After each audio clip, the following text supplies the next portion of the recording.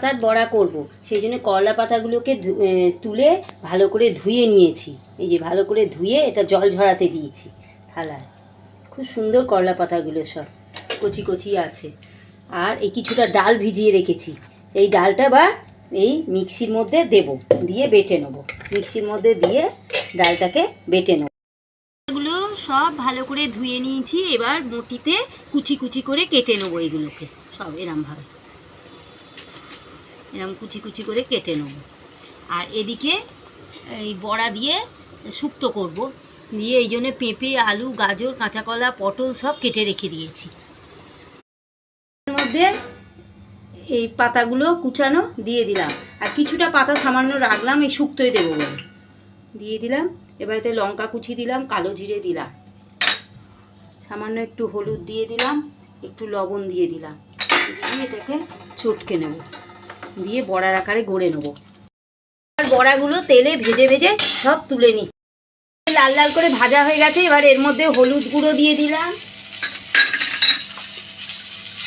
1 চামচ হলুদ গুঁড়ো, 1 চামচ লবণ, আদা বাটা 1/2 চামচ, জিরে গুঁড়ো 2 চামচ,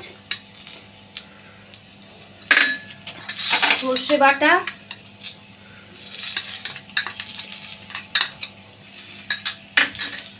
সব দিয়ে এবার এটাকে একটুখানি জল দিয়ে কষবো। ঢাকা দিয়ে ঢাকাটা খুললাম, ফুটছে। এবার ওই যে পাতা কয়েকটা রেখে দিয়েছিলাম, সেগুলো খুব তেতো পাতাগুলো আছে, এই জন্য অল্প একটু পাতা রেখে দিয়েছিলাম, সেটা দিয়ে দিলাম, দিয়ে নাড়াচাড়া করে আবার ঢাকা দিলাম, সেদ্ধ হোক।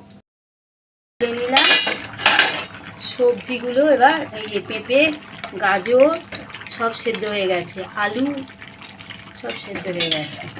এবার এতে গুড় দিয়ে দিলাম 1 চামচ। শুক্তো তো একটু মিষ্টি মিষ্টি হলে ভালো লাগবে। গুড় দিয়ে দিলাম, দিয়ে নাড়াচাড়া করে এর মধ্যে বড়াগুলো দিয়ে দিলাম, বড়াগুলো দিয়ে এবার নাড়াচাড়া করে নিলাম।